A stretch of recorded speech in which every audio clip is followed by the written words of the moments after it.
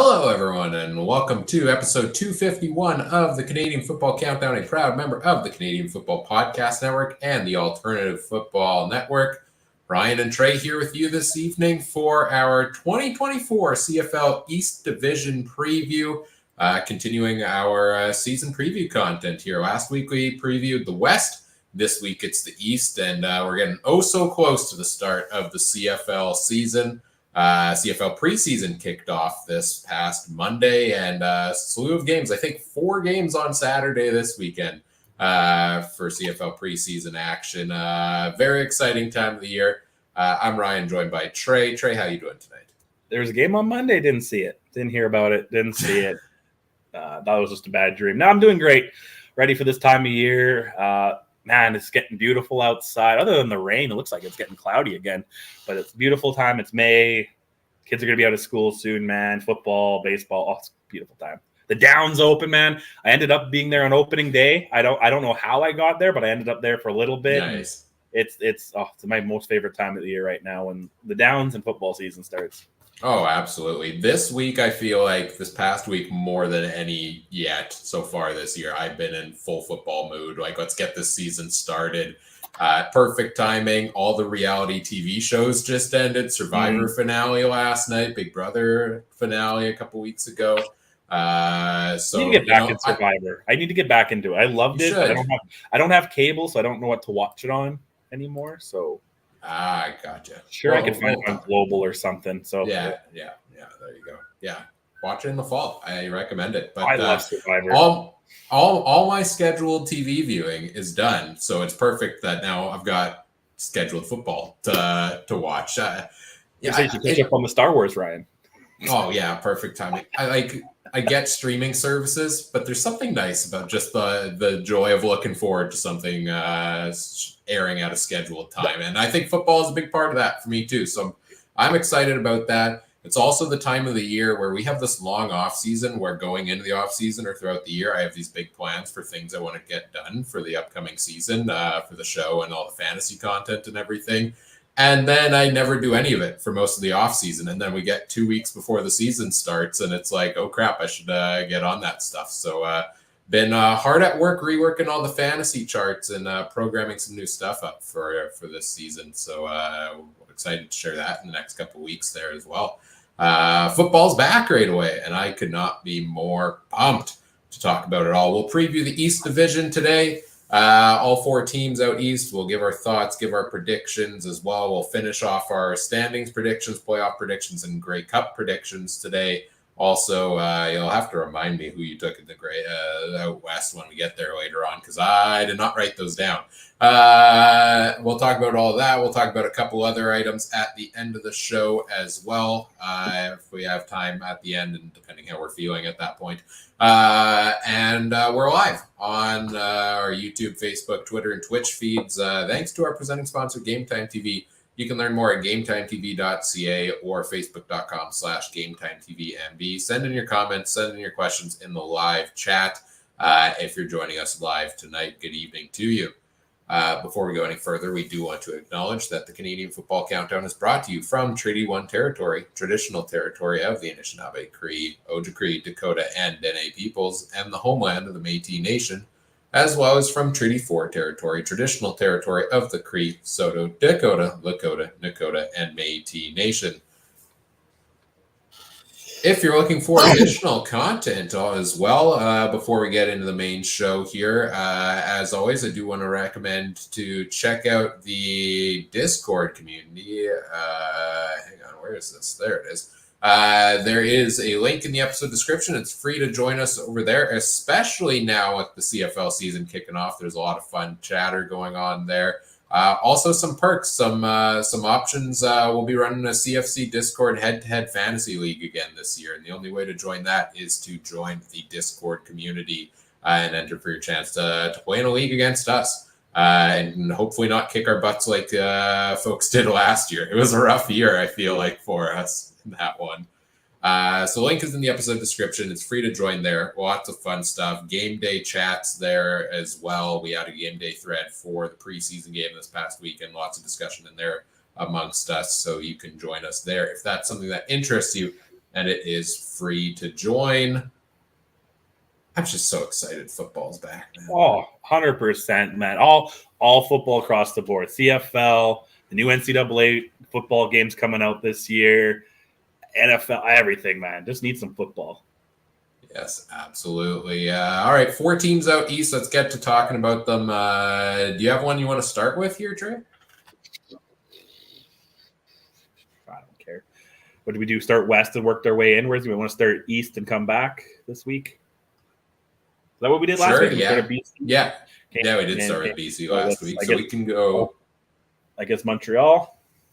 Sure, let's go to the defending Grey Cup champs. Yep, it was Montreal. Let's finish second in the East Division, 11-7 last year after a bit of a chaotic offseason for them that had most of us pegging them, I feel like, preseason lower in the standings, although I think Trey may have been an exception in that category because Montreal was your preseason pick, right?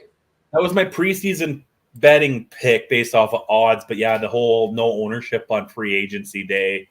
But that's a story, right? When you think about a story that they talk about in Grey Cup on Grey Cup week, that just seems like the perfect story, right? And that's kind of where I'm going into this year with Saskatchewan. Does not sound like a perfect, new coach, Olette and all that. So that's kind of where I went with the betting. But I think Montreal's going to do okay this year. What's your thoughts here? Yeah, I mean, last year, like an 11-7, pretty good regular season, but all the talk was about Toronto in the East, right? So, and going into that playoff game, how many people were giving the Alouettes a chance against the Argos after their 16-2 season? Not a ton. I mean, some called the upset, sure.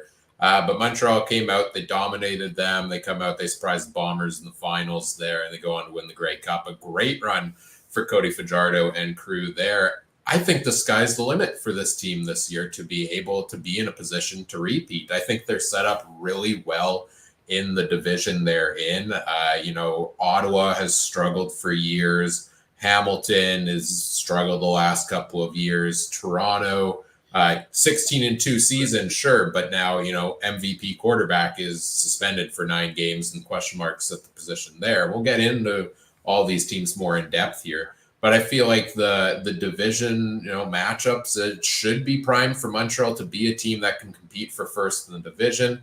I think they brought back most of the key pieces that ended up, being part of their championship ride last season, really early in the offseason. They didn't go out and add much, but they're not a team that needed to, in my opinion. And I think they're a team that succeeded last year despite being younger on offense in terms of wide receivers.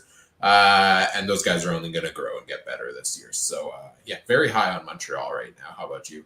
Oh, yeah, 100%. I think, although, like I said, I'm not necessarily not my betting pick because of value, because there's going to be no reason to bet on them to win, but they are the favorite for a reason, or one of the I don't have the odds right in front of me, but they must be one of the favorites for a reason to repeat. Fajardo looked great. When I want to say surprised Winnipeg, I mean, I guess so, but watching that game, he lived for that. If there was one team Fajardo deserved to beat in the Grey Cup after the doink and after how many, bad things happened at Mosaic and some other West finals, that's the team he deserved to beat. So I could see him being, I don't want to say MOP, but definitely leading the league. And if he stays healthy, leading the league in some passing division or passing stats. I love their running backs. Their offense to me, like Antwi Fletcher, I think, again, if they stay healthy.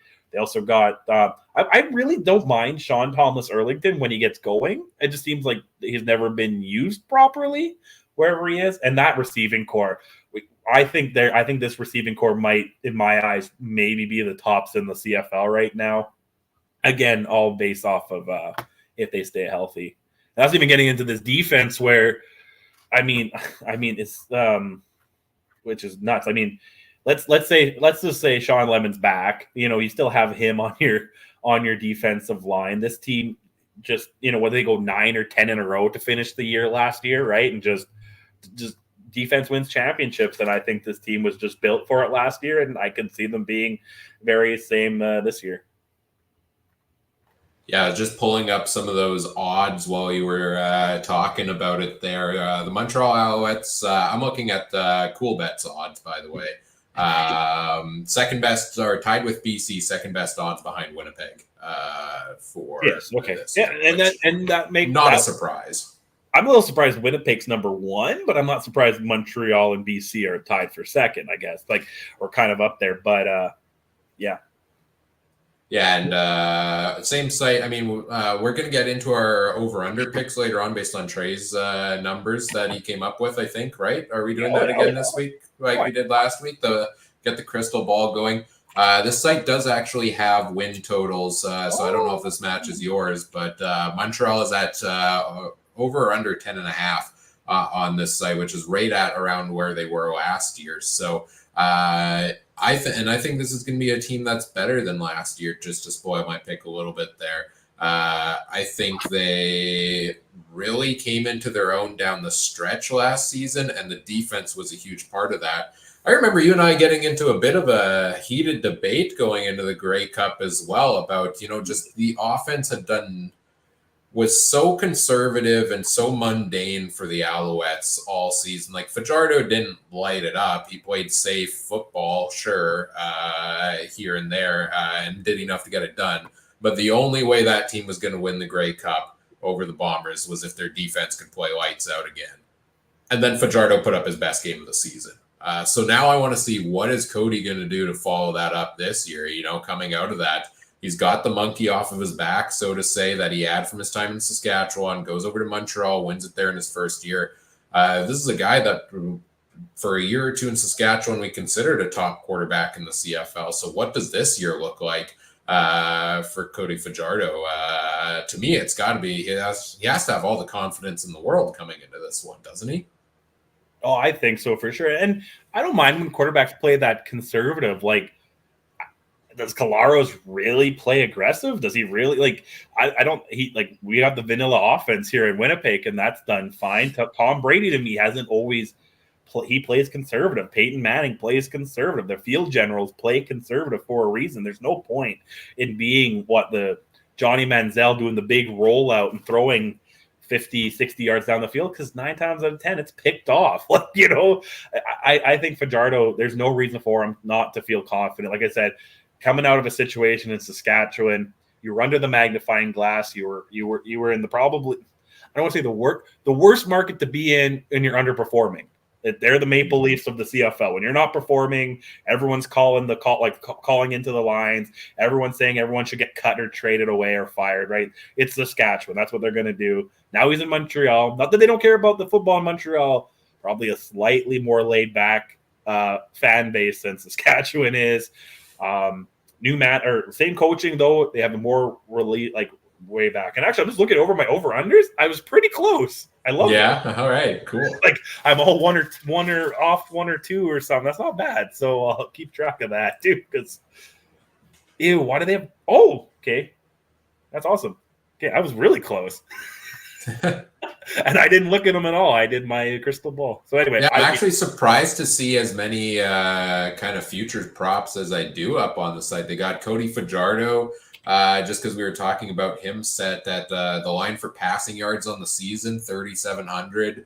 The line for passing touchdown, 16.5. Tyson Philpott. Here's an interesting one for you that we'll throw out here if we see any props as we're talking about these teams. And again, we're going off this one site. Sites vary, so find your local site and stuff. Tyson Philpott, over or under 850 receiving yards on the season. I know you're high on him. I think you had him in your top. I think you had him at number 3 as your number 3 receiver for this upcoming year. That's got to put him over for you, right? Yeah, I personally don't like season totals because week 1 injury. Yeah. You know what I mean? How many people lost money on Aaron Rodgers playing 1 snap? You know what I mean? Wholeheartedly, if he stays healthy, yes, I think it should be the over. Just season 1's really are hard for me to go here. Actually, me as well. But just because it's unless the odds are crazy, it's maybe I'm putting $1 down on it, and then it's I'm gonna wait all season to see if this pans out with all the variables in between to win $2 off of one. probably not going to be worth it. Just real quick, I know we're talking about the East, but I just have to brag. So BC, I had exactly right, 11.5. Winnipeg, Coolbet has at 13. I had 12.5. I don't like doing the wins at the even number, so that's probably close. Saskatchewan had 8.5. Coolbet has at 7.5. Calgary has at Coolbet has at 7. I have 7.5. Again, I don't like not doing the half bet. And Edmonton, they have 6.5, and I have 5.5. That's not too bad. That's pretty close. Yeah, the crystal ball's working good here. I searched for hours, and I couldn't find this, and it's on Coolbet, the app I used to use. These must have just popped up this week because these were. I haven't seen them before either. So, who's the guys with the sweet stash? Richard in the chat's asking. Yeah, looking good today with the stash there, Trey. As well, Adam's asking who's signing Antonio Brown. Might take a week minimum. He's broke. We'll get into that later, maybe. And then there's some talk from our good friend FM fan here about the Ticats and the Red Blacks. We'll save that for later on. On that total for Tyson Philpott, I think he's going to be a 1,000-yard receiver this year. I really do. I think he's going to take another step forward. I think Fajardo is going to continue to lean on him like he did down the stretch. Somebody's got to step up and take the role that Austin Mack left in this offense. And I think it's going to be a mix of Philpott, and I think it's going to be a mix of Tevin Jones, who was brought over from Saskatchewan at 800 yards of his own last season. I'm expecting big things from him. I think he was my number 6 receiver for this upcoming season, or number 7. Going to fill in that left wideout role, and I think this is a great receiving core for them. You touched on the running backs. That's a position that's curious for me for Montreal as well. Running back by committee is what it's going to be, I would imagine. A bit of Antwi, a bit of Fletcher, a bit of Sean Thomas Arlington, all mixed together. It's going to be frustrating every week for fantasy, but it's going to get the job done for this team. And the defense is just full of studs all across the board. Like, it's this team is stacked on defense, and they have some veterans in there, sure, but some of the guys you look at there on defense are guys that are rookies or sophomores and are going to be players in this league for a long time. So, we could talk as much. We could keep talking about the Alouettes on and on, and putting them up on this pedestal. But I think you get the idea at this point that this is a team that we're pretty high on here. Looking at their schedule real quick. They start the season Thursday, June 6th in Winnipeg. So you get the Grey Cup rematch. How do you feel about them being on the road for that, though? As the champions, should they be hosting it? I've thought about this long and hard, Ryan. I stay awake at night thinking about this because I get both sides where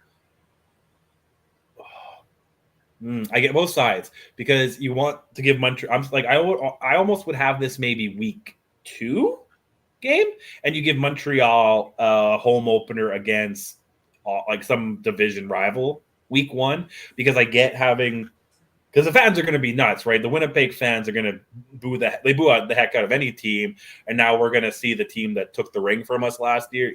I get that sentiment 100%. Because I don't know. They do it in other leagues. That's so hard for me if it was the other way and Winnipeg sitting there while they're dropping the banner.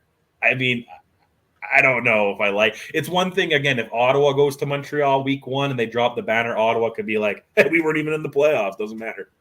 You know what I mean? Like, kind of thing. But when I don't know. I don't know I don't know. Because I get they're all adults, but I feel like it's rubbing it in a little bit too much. I don't know. I'm assuming it's Winnipeg for marketing reasons, that they're going to draw more of a sell from the game being there than they will from Montreal. And Winnipeg pushes for the Thursday games in the summer. So it's wholeheartedly, Winnipeg's going to want as many Thursday games in the summer as possible, which I hate, but whatever. I guess it doesn't matter anymore. I used to hate when I had a real job. Now when I work at home, it doesn't matter if I'm a little hungover on Friday morning. But yeah, I've hemmed and hawed about it. I mean, who cares? It's football. We got Thursday night. Is it long live the night on Thursdays, right? Who cares where it is? They do it in English, do it in French. Who cares? Well said. Visiting Winnipeg start the season, then Edmonton. So they don't actually raise the banner till week 3 at home against Ottawa. and then on the road again. So 3 of the first 4 games on the road for Montreal, but then a 3-game homestand for them after that. Bye weeks, week 7, 13, and 18. So interesting schedule. Sorry, they have a lot of Thursdays too. Like they seem like I feel like they often do. Yeah. I feel like Montreal is one of those teams that does. So that's what their schedule looks like as they get their season underway here. I mentioned, the site has win totals at 10.5 for Montreal. What does the trade predictor have? Trade predictor was close again on this one. Actually, it was 11.5 is what the what do we say, the Trammy or whatever the Trammy or whatever from the Swami here has. And I'm gonna take, let's say 11.5. Yes, 11.5. I'm gonna take the over. I actually think Montreal, because what did I have Saskatchewan? I had them over, I think it's about 12, 13, 14 wins last week. I think Montreal's actually going to be, if this was a 1-division league, Montreal would get the 1 spot. I'm going the same way. I'm going just over. I don't think it's 14-4. I don't think it's 16-2. I think it's 12-6. I think it's maybe 13-5. But I'm high on this team. You got to believe in the teams that you believe in. I really do in this Alouette squad. So I'll take the over on 11.5 here for Montreal as well. Help me out with my Canadian geography. We're moving back out west now. We started as far out east as we could go. Who's next at the Ontario teams? Ottawa. Ottawa. They Ottawa sits right on the border, Ryan, of Quebec and Ontario. Man, come on. The Rideau River. When's the last time I've looked at high school or what? When's the last time I've needed to look at a map of Canada? I don't know, man. I can tell you. I know they're all in Ontario, the other teams. I got that right at least. So you think I look at it? You think I go? I don't know. Actually, I was surprised how far I realized. Like, it's not super far, but how far Ottawa is from Toronto. It's not like, it's not like Hamilton and Toronto by any means. So. Yeah, not quite as close, but we'll go to Ottawa here next. By the way, Adam couldn't be here. I forgot to mention before because he's out busy in the farm this evening, which may be the case at times throughout the year. But he is somehow while farming still here in the chat with us at least. That multitasker that Adam is, he has 13-5 or 12-6 for Montreal as well. So we're all on the same page for them. We're going to the Red Blacks next here, who once again last year, disappointing season, 4-14 record for them. Didn't pan out the way they had hoped. 0-10 against their own division last season for the Red Blacks. That's certainly not going to help you out. This offseason, they made the big move to bring in Drew Brown at quarterback. They made a number of other moves as well. Let's start there. New addition. I know you were high on him during his time in Winnipeg. What do you think of Drew Brown and what impact he could have here with the Red Blacks this year? Oh, I'm hoping he does good just so I can say I told you so. But other than that, I mean, I think what has a Shania Twain goes, it's only up from here or something like that. They got to go up. It's hard. They went 4-14 back-to-back years. Been the bottom of the East, for a while. They had some great success when they came back into the league, right? They had a couple great years with Burris and everything, and I just feel like everything's kind of went to crap since then. But I think this is the turning point, and I like Drew Brown. Like, I liked what he saw here when he was here. Sure, you can make the argument he had the Blue Bomber offense around him that he might not quite have in Ottawa, but at the same time, I'm not that high on the Blue Bombers team anyway. So I think he's got he's got an okay line in front of him as long as he stays upright, and he's got some talent. Was it Acklin, Addison, Hardy, Dominic Rhymes? Big re-edition. Yeah, re-edition there, and I'm sure I'm missing people too there, but I think he should be doing fine. Yeah, I hope so. I'm still reserved because every time these backup quarterbacks leave their successful systems and go out to be a starter, they struggle. I look at guys like I think it was James Franklin. I look at guys like Nick Arbuckle, who we'll talk about a little bit more later on. That there was a lot of hype around them, and then they went other places, and it just didn't work out after they left systems where they were actually finding success in. So. I'm not sold that Drew Brown's going to be the answer here for Ottawa. I need to see some proof from that. I do like though some of the things they've done to set up him up well with. I really like the re-addition of Dominic Rhymes. He was injured last year. He started the year off on a bit of a tear. The injury got him. He missed a bunch of time. He struggled due to the injury. But this is a guy that just 2 years ago was top 2 receiver in the CFL alongside Dalton Schoen. So he's going to be a huge boost for this Ottawa offense, I think. What are your thoughts on Mazzoli since we're on quarterback? Do you think he's got one more year left in him if he's the guy and he stays healthy? Is he healthy? I don't know what to make of Mazzoli. Like, it's basically 2 years out of football at this point, right? Like, he played 2 or 3 games the year before, worked all the way to come back, and 2 plays in this past season, ended up getting himself injured and missed the season again. Anything can happen, sure. I think it's just such a crowded depth chart there for Ottawa with him and Crum and Drew Brown. Like, they're going to have to make some tough decisions. And if I'm Ottawa, yeah, you want to climb up the standings and you do want to be better than you were before. But I have to seriously look at Mazzoli's getting up there in age. He's been injured for 2 years. How many quarterbacks can I keep? To me, you got to take the chance on Drew Brown and Dustin Crum and see how those two develop and set yourself up for the future over trying to make Mazzoli still stick. As much as I hate it, he's a great guy. And a very underrated player, in my opinion. But, the injuries are going to be tough for him to come back from, I feel like, at this point. No, I agree. I see both. Sometimes time away from football can help. I don't know if 2 years might be a little bit more for a quarterback, but I see what you're saying. We actually got a question. Who's the running backs? I don't even know. Who got hurt? Didn't somebody else get hurt from Ottawa not too long ago? Yeah, Devontae Williams. We all had him in our top 5 running backs for this season, and some sort of season-ending injury for him, career-ending even. Oh, right. Right? That was career-ending? I think he hung up the cleats? Yeah, I think so. So, yeah. He's still on the team. That's all I was asking because I'm pretty sure it's Williams, but I couldn't remember. He's on the roster anyway, so. Yeah, looking at the rest of their running backs, you've really got no names we recognize here in the CFL. You've got 4 guys here on the roster: Raquel Armstead, Ronnie Brown, Kylan Hill, Amilcar Polk.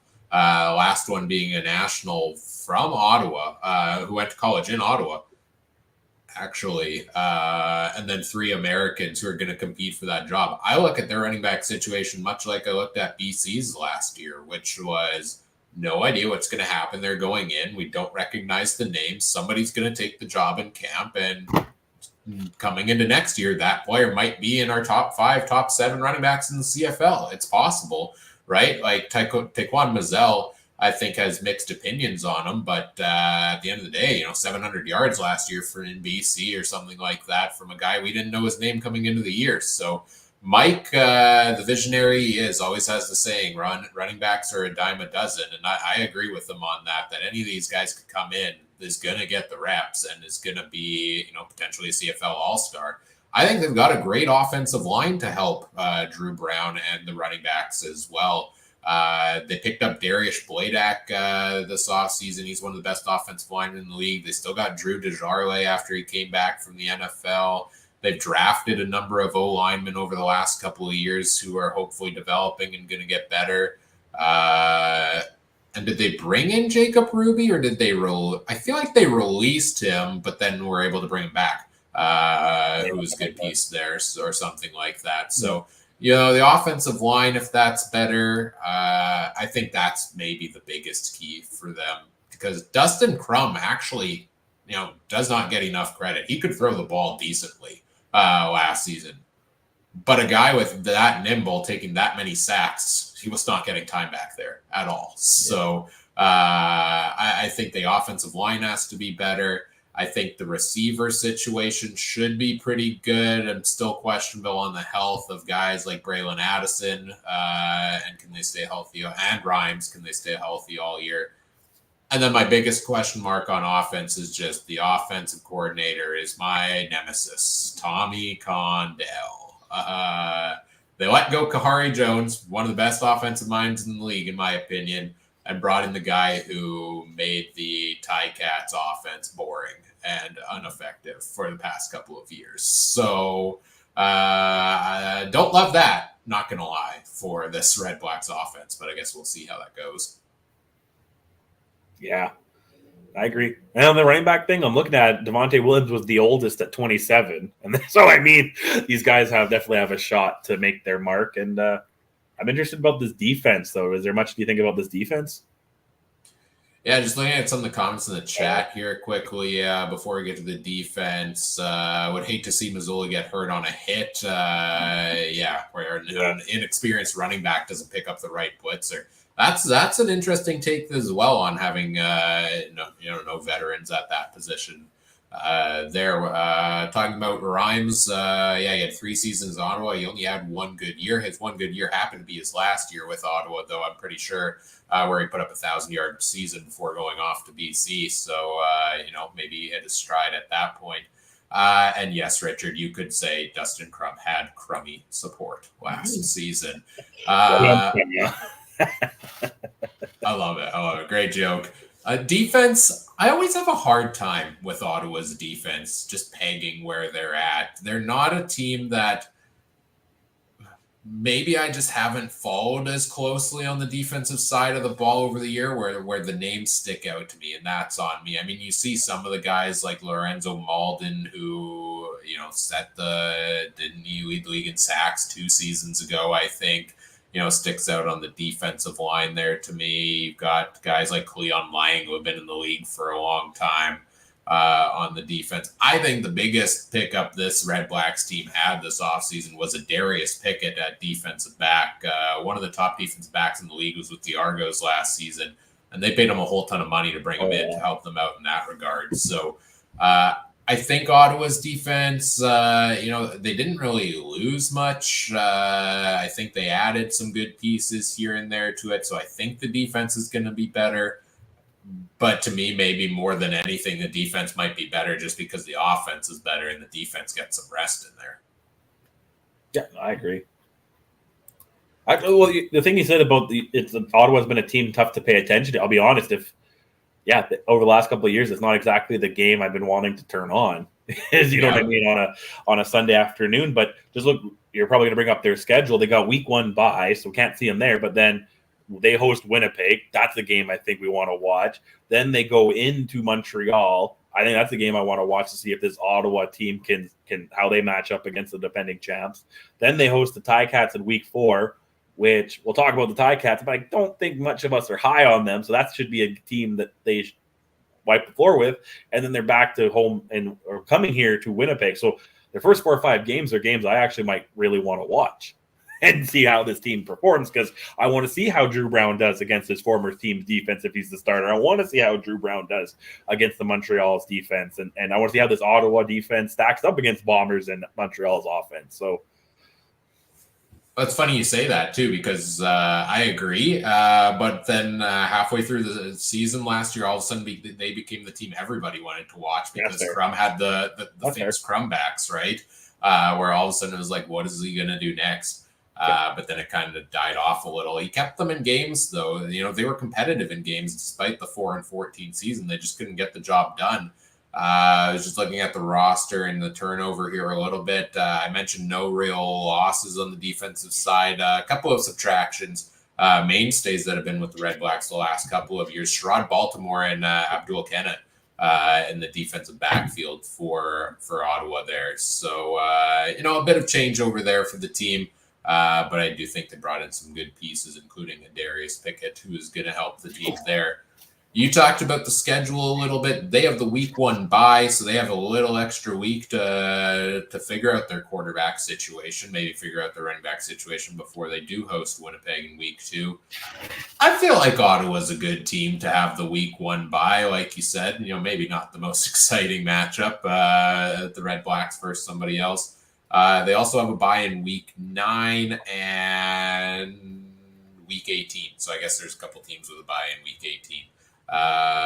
And 3 home games between week 7, week 8, and week 10 with a bye in the middle. So they're going to be at home basically for a month straight there in the middle of the season. Oh, that's a big stretch too. Edmonton, those 2 teams could be tight depending on how things are. Calgary and Ottawa could be tight, and Saskatchewan, you never know, right? That's a big swing there. Heading into Labor Day or getting close to end of August. So yeah, for sure. What do we got for the old predictor here on the Red crazy? Blacks? Hold on. Let me pull up the. I'll pull up the quick odds here. Oh, I wrote them down here if you want, okay. Because I wrote them down because I wanted to see how close I was, and I was close again.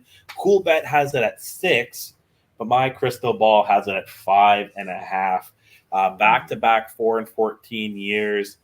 I'm gonna take the over on this one.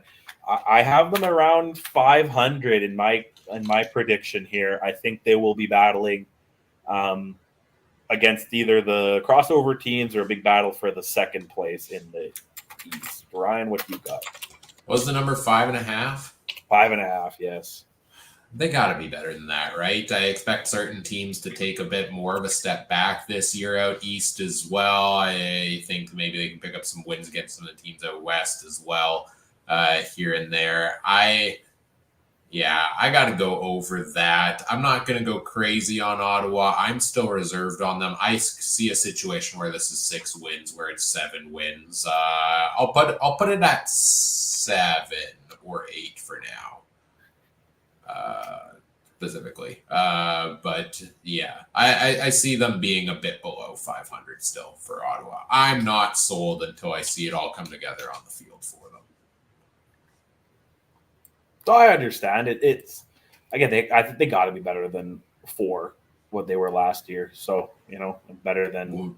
But we said that last year too, right? When they made their off-season additions, and they were the winners on opening day of free agency, and then it didn't pan out. But we will see.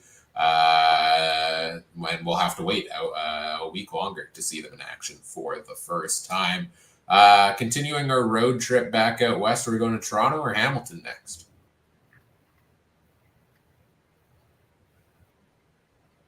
Who's next on the Canadian road trip here? I got to pull up the map. I pulled up the map. I pulled it up. Toronto is technically farther east. All right, let's go to the Argos next. Toronto, then Toronto 16-2 season last year, but it was all for naught in the playoffs when everything came crashing down and they turned over the ball many times to that Alouettes defense and get knocked out in the East Final. Disastrous end there for the Argos, turning into a wild offseason for this team for many of the wrong reasons. It starts off with the purge of their roster as Corey Mace, defensive coordinator, goes off to Saskatchewan and starts taking players with them. And then a lot of pieces there. And then the Chad Kelly news that we've been talking about begrudgingly for weeks here now. And star MVP quarterback suspended for at least 9 games this season for the Argos, leaving question marks there. I don't think we need to fully rehash too much of that because we've been doing it a lot over the last couple of weeks, but I don't think we can start anywhere else when we're talking about this Argos team right now than the quarterback situation, right? You've got Cameron Dukes coming back from last year. He showed flashes a couple of moments. We both remember that game here in Winnipeg that he looked good there. They've got Brian Scott, who was their third string. And then just this week, the addition of Nick Arbuckle after he spent time with Ottawa the last couple of years, I believe. And I think Arbuckle was in Toronto for a little bit before that. So He returns to the Argos here. How are you feeling about this quarterback room, especially with the addition of Arbuckle now? Yeah, that addition tells me that the Argos don't see Kelly coming back or quick. I could see him not even being back this year, and how things are shaking up. And I don't think Nick Arbuckle's by any means going to be the guy to lead the team on week one unless something crazy happens in camp. But I think it's the veteran presence, because up until this point, who's your veteran presence in the quarterback group? Chad Kelly. And if he's not even going to be allowed to be in meetings and boardrooms, again, if you take him out, the next oldest quarterback would have been 28 in Brian Scott, who's probably the third string or second string now. So I think this is just an addition. His stats aren't there, but he's been in the league. Like you said, he's played for Toronto, he's played for Calgary, played for Ottawa, Nick Arbuckle, and Calgary, Toronto, Edmonton, Ottawa. So, I mean, he's been around. He knows the systems. He probably knows the teams. He's going to be holding the clipboard, for God's sake, I hope. But he better, right? If they come in and they anoint Arbuckle as the starter over Dukes, I will lose it. That'll be kind of ridiculous because the stats just aren't there. There was a lot of hype. We talked about him earlier. There was a lot of hype for him. He's underperformed. It seemed last season. Wasn't he the starter for Ottawa coming into last year while Mazzoli was injured? I think he was. And then after the first couple weeks, up at number 4 on the depth chart, which has to say something there for Ottawa. So, it's gone downhill for him. But I do think having that veteran presence is useful. Like you said, arguably, he's one of the quarterbacks that's had the most experience holding a clipboard in the CFL. So he gets to see he's seen a lot of things from the sidelines, and he can provide that extra vision to a young guy like Cameron Dukes, who's only 25 years old. And I think should be given the chance to take it and run with it. And we talked about this a couple of episodes ago, I feel like, but Dukes is in pretty much the same situation Kelly was in coming into last year, where this is an unproven guy. We haven't seen much from him. We really didn't see much from Kelly besides his play in the Grey Cup the year before. And look what he did on the field. He came out and was the league MVP. So will Dukes do the same? I'm not going to guarantee that, but I don't think there's definitive reason we should write this team off just because of this drastic change at the quarterback position. No, and I just kind of know this just too real quick. If you look at the universities, Lindsey Wilson College is where Cameron Dukes is from. I've never heard of that. And Brian Scott is from Occidental College? What the hell is that? And then you got Nick Arbuckle, Georgia State, and Chad Kelly, Mississippi. I mean, you know what I mean? I think, again, it's just the experience. Nick Arbuckle's college career probably outshined Cameron Dukes and Brian Scott's combined, unless I'm missing something about Lindsey Wilson College and Occidental College. So I think, again, it's just the experience thing in the quarterback room. And heck, Nick Arbuckle might be a better role model than the other guy is anyway, off the field, right? So, yeah. No lies there. Yeah, facts. Did I know Rasheed Bailey signed here? When did I miss that? I think we did talk about that at some point. Yeah, that is an addition for them. Kadeem Carey, also a new member of the Argos this year. Rasheed Bailey at the top of the list there when I alphabetized it. I didn't know that, but I'm glad. I thought he was unsigned, honestly, because I thought he was just that odd man out in Winnipeg that just he could be the number 1 starter, but no one. But good for him. I think that's a great addition to this receiving core after them losing out Gittins, right? I think Bailey could definitely be a guy to fill that role. They got 2 guys with the last name Bird, but they went to different colleges and they're the same age. So I wonder if they can't be related. They might be. Irish twins? What is this? I don't know. I don't know for sure. But yeah, I really like the addition of Rasheed Bailey to that receiving core as well. I think they're a group that I've mentioned before as well that I feel like none of them are superstars. I don't think, some can enter the conversation. I think there is merit to it. But they're a team full of guys that have just stepped up when needed to. DeMonte Coxey, DeVaris Daniels are probably your top two leading the way. But then they've got the Canadian content. Dejan Brissett, Tommy Neal showed some flashes last year. David Unger had a breakout season, I feel like, for him after his time in Hamilton. So I like the crew Toronto has there. Again, this is a team overall where I feel like just has depth across the board. So we can talk about the pieces they lost. They lost Gittins Jr. They traded him over to Edmonton, but they got Jake Seresna back on the defensive line, which was huge for filling the void of some of the guys they lost there. I'm going to come back to these two because I think they're the most notable ones to talk about. They lost Trevon Tate on the offensive line. They lost Brian Barlow, Dwayne Hendricks on the D line, Jordan Williams. They traded over to Hamilton at linebacker, and then he retired. Jamal Peters at defensive back, Darius Pickett. The list kind of goes on and on here for pieces that the Argos lost. But yet they're a team I would say was set up more than anybody to be able to have some of those losses because they just had the depth that they had guys come in and be able to perform. I mean, look at a guy like Stiggers last year, right? We hadn't heard of him before the season. Suddenly he was our nominee for Rookie of the Year. At least he was mine, I think. I can't remember where he got in terms of the official award.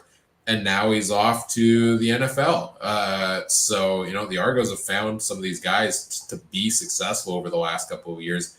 That I don't know how much of a step back some of these losses actually takes for them. What do you think? No, I agree. I think they just did enough. They didn't make any big splashes, like huge splashes. But like you said, they just did enough with Bailey on the offense. Theatric Hansen, a big defensive pickup. I love that guy in the Bombers when he was playing, man. Oh, yeah. He's probably, in my eyes, the number one global guy probably since we started that initiative, right? He's the guy, he's the only big one that's not a kicker and or whatever. So I think that's a big up on the defense. You're right. They didn't. Credit to them to find a guy like Stiggers who was NFL talent and got him for a year, right? I mean, how many of those guys are hiding on this roster as well? I'm still amazed that he had to get drafted, but I guess the NFL doesn't count the CFL as pro. So yeah. But no, I think they'll take a step back, but I don't think they're going to be fishing for the first overall draft pick next year by any means. The biggest loss has to be AJ Ouellette, right? At running back. He was the big name, one of the two big names beside Brady Oliveira when it came to free agency this year. The Argos weren't able to bring him back after a heck of a year last year for Ouellette. Over 1,000-yard season for him, I believe. Yeah, just over 1,000 yards in 15 games only, plus a ton through the air. So that's a big hole. They bring in Kadeem Carey. He did only play 9 games last year due to injury. He has some injury concerns. And they've got Daniel Adeboboye as well, who looked pretty good, I thought, late in the season last year. And Deontay McMahon, who rolled into there. So I see some talk about Kadeem Carey. Is he still a starter running back with all the injuries?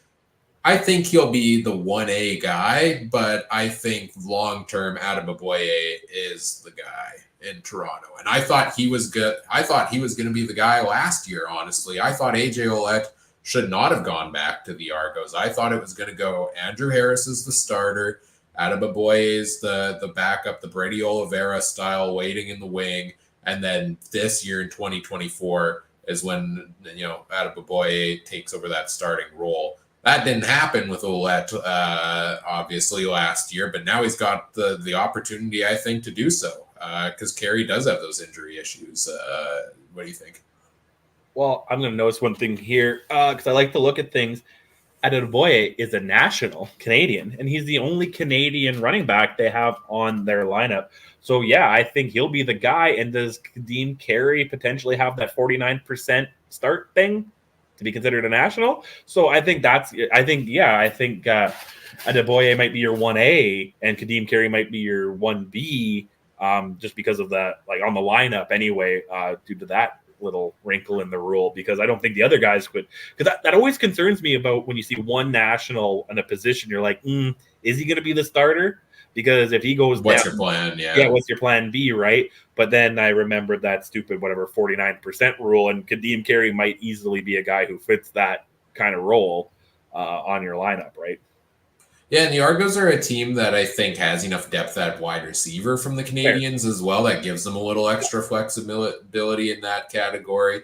The other piece that we didn't mention that I think is a loss for this team is on the special teams side, Javon Leake, who returned, I think, 5 kicks for touchdowns last year or something like that, going off to the Elks. So we'll see who fills in that role for them this year. I mean, new fantastic kick returners come out of the woodworks every season, but hard to replace a guy that I would call the best return man in the CFL here for the Argos. They do. Does Janarian Grant ever signed anywhere? He did not. No. Yeah, there was someone else too. I thought didn't sign. That was a kick return specialist, but maybe I'm wrong. I think Grant was the big one. Grant was it? Okay, maybe it was somebody else. It took a while, and then they finally signed somewhere. But yeah, I mean, unfortunately, there's a lot of guys who are just really quick coming out of the States every year that can easily just do that, and they don't exactly have a role in the American side, unless I guess the new NFL kick rule might change that. But just looking at some of these props here as well on the Argos, Kadeem Carey 850 rushing yards. I gotta go the under. I think he splits it. I think he doesn't stay healthy. I wouldn't necessarily take the bank on that one. Devaris Daniels over 875 receiving yards on the year. I could see it. Yeah. Oh yeah, 100%. Some question marks, obviously, at quarterback, perhaps, but he had 1,000 yards last year. Duke's going to throw the ball. He's going to have to throw the ball to somebody. Somebody's going to catch the ball. So those are kind of the player props I see here. What does the old predictor say if we want to get into that on wins? Honestly, now this one and the next one, I start not getting too great with what the official bookmakers make. So bet with me maybe, because my odds might be better. Honestly, my Toronto ones are better. Cool Bet has them at 8.5. I had them. My magical thing is 12.5, but I don't think they'll hit that. I'll go the under. You? On 12.5 is what we're looking at here. Yeah, I'm going under 12.5 because I do think they take a step back. But I'm going over the 8.5 or whatever it was for the Argos. I think they're a team that is still going to be above 500. They're a 10 team. They're an 11-win team to me, but they're not a 13-win team this season. I agree. All right, I don't need a map to know where we're going next. I guess I'll quickly mention the schedule for the Argos because I didn't touch on that yet. 3-game homestand with a bye in the middle to start the season. Week 1, they host BC. Bye in week 2, then they host Edmonton and Toronto. So 3 games at home, then 3 games on the road, then 3 of 4 at home, then 3 on the road. Lots of back and forth. A bit more of a lopsided question here, or a lopsided schedule here for the Argos, unlike other teams. But I feel like they're always the team with the lopsided schedule, right? Because they have to share the stadium with Toronto FC. Buys in weeks 2, 11, and 18. It's just the whole East Division off in week 18. Are there games being played that week? I'm not sure at this point. Let's talk Ticats here. This should be a fun one to talk about. 8-10 season last year for Hamilton. They make the playoffs still, but they do lose to the Alouettes in the first round of the playoffs there. The biggest storyline in the playoff game was Matt Schultz gets the start, Bo Levi Mitchell on the bench until 6 minutes left in the game when it's too late.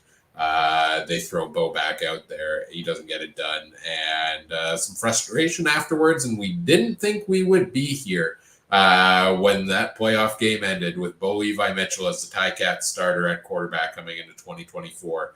And yet he restructured his contract. He's low on the contract list for highest paid quarterbacks. but he's presumably going to be the starter coming into this year. What do you think? That's the big question. I mean, I know we keep going to quarterbacks first here, but Bo Levi Mitchell in Hamilton, does he have any juice left? No.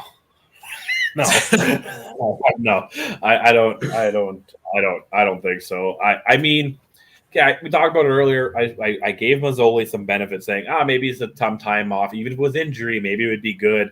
And I heard that Bo was making great passes in practice the other day, but apparently, who was the overall NFL pick? The name escapes me. Caleb Williams? Caleb Williams, yeah. Yeah, apparently he threw like 20 picks his first day. So does that mean apparently he completed 3 passes in practice today? Yeah, that's what I mean. So could Bo come back? Sure.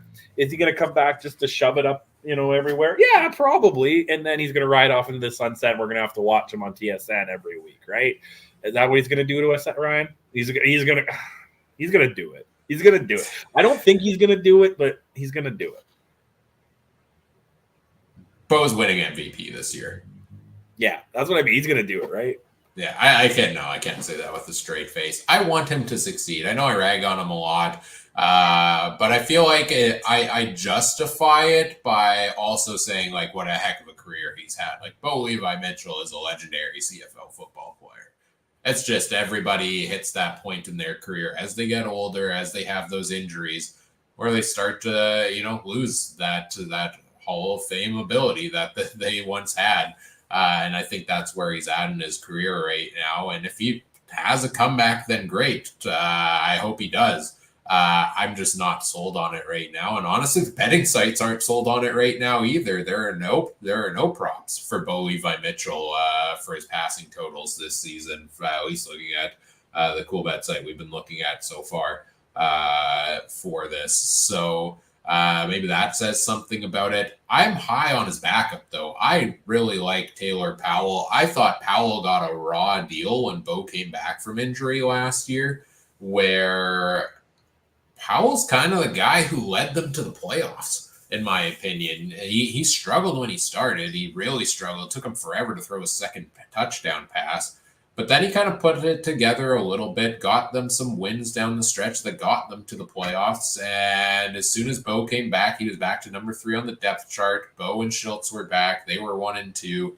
Now Powell comes in as number 2 this year. And I think by year's end, there's a solid chance he's the number 1. And at 25 years old, he's another guy like the other ones we've talked about that can definitely grow. I feel like we're desperately looking for who's going to be that next batch of CFL star quarterbacks. And I don't know if Powell can reach that status necessarily, but I liked what I saw from him at 24 years old last year.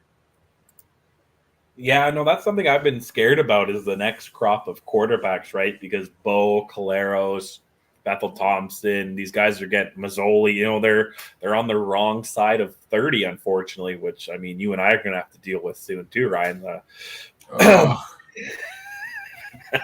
Back's hurting. I had my kids' baseball today. My legs are killing me, and I didn't even do anything. I just threw a couple BPs, and that was it. Like, my arm's all messed up. But, I mean, there's got to be somebody, and if it's not Taylor Powell, is it going to be Kevin Thompson or Harrison Frost? Now, that's a quarterback name.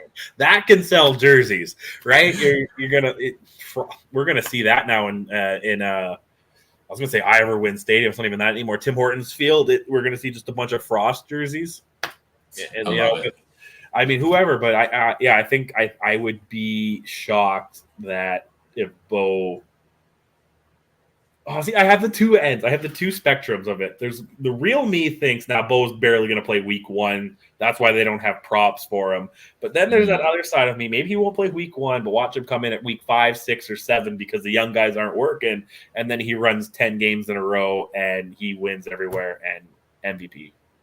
Well, I think it's going to be that he's going to start, right? Like he's going to be the starter. I think the leash on him has to be short though. And I think one of the barriers on the leash the last couple of years perhaps was the contract, but he makes so little now where I think reasonably that that, it's less of a leash and it's easier to pull him out and put him on the bench and put Taylor Powell in if necessary there. So I think Bo starts the year. Maybe he succeeds. I'm not as sold on it. I think Powell comes in, whether it's due to injury or just poor play after a couple of weeks.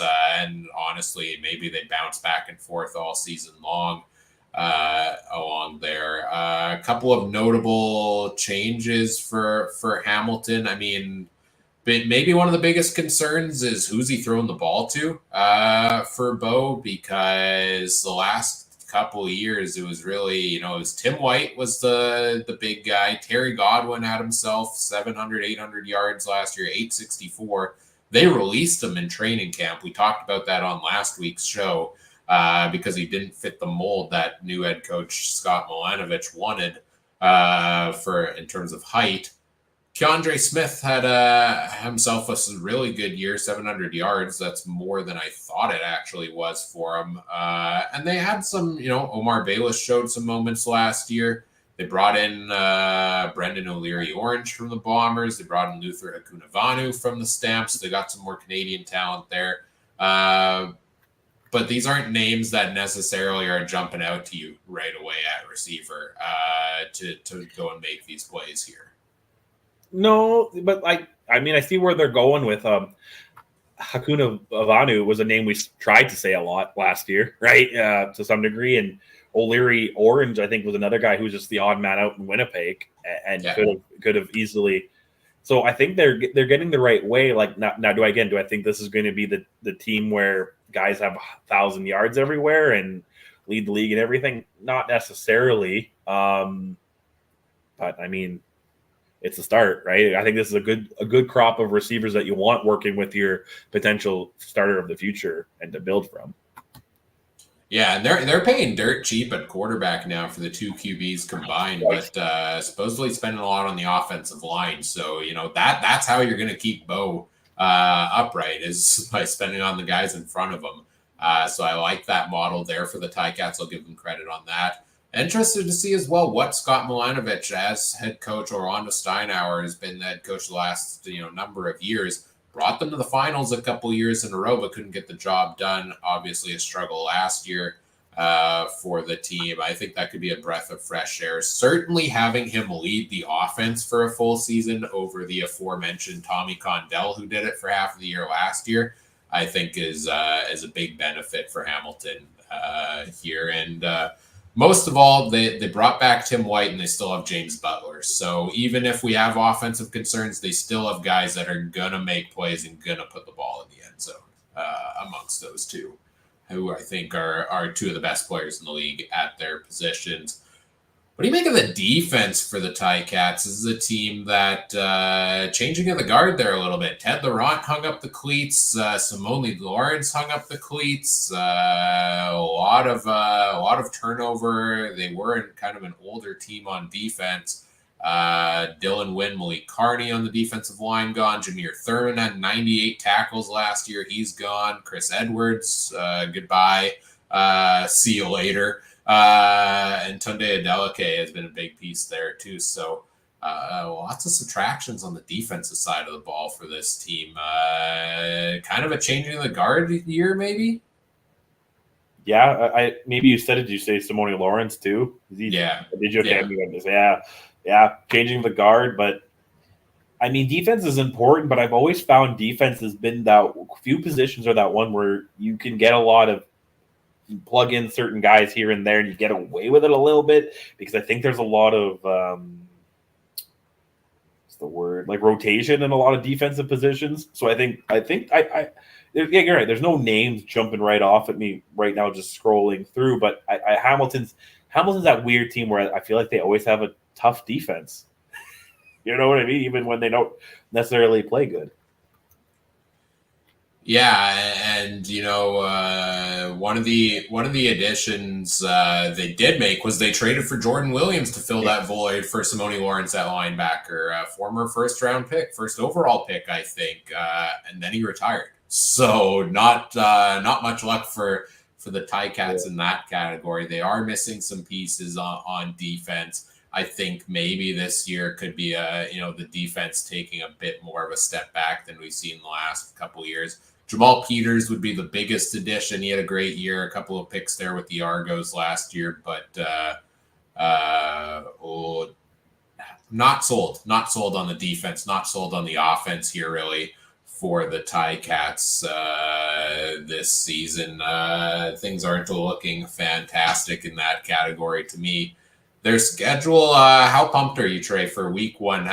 Bo and the Ticats heading to Calgary for his first return there.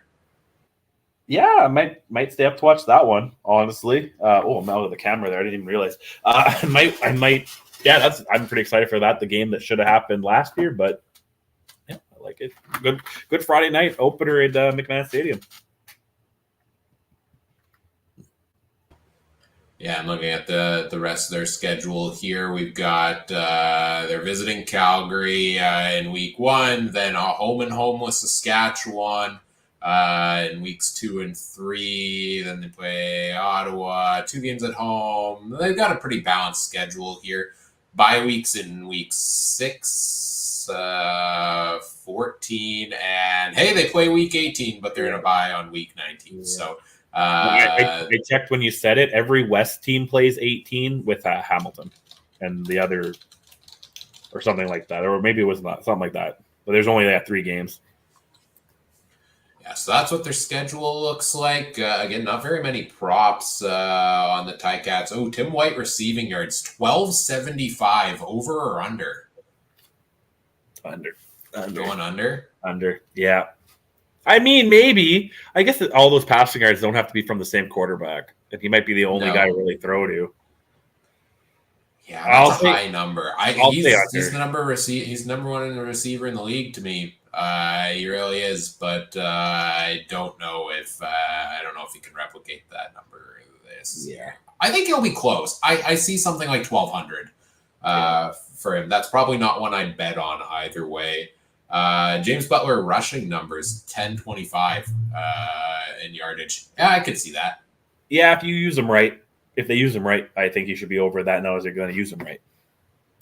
And they have an offensive coordinator who does know how to use them right now. So what is the win predictor at here for the Ticats?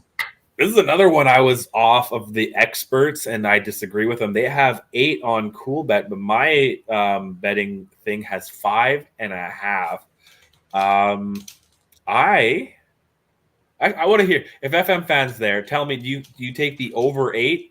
I want to hear what FM fan says, because I'm going to go under 5.5. So I'm just curious if our Ticat fan buddy will take the over the higher number. Ryan, what do you have? I've got right in the middle. I've got, I think, over 5.5, and I've got under, 8, you said? Yeah, 8. Yeah, I gotta go there for the Ticats for me, and by over I mean like a 6-win season. I see a scenario where they're 6-12. This team, I have a hard time betting teams to win less than 5 games, just because anything can happen in this league. You can definitely find ways to win a couple here and there that people don't expect you to, and I think there are winnable games for them. But I got them at 6 wins on the year. You want my actual number? What I have them for? You want me to say it?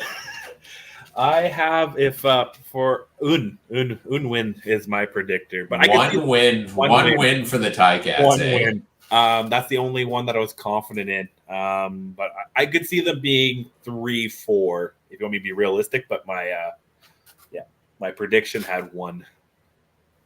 Here's a wild one for you.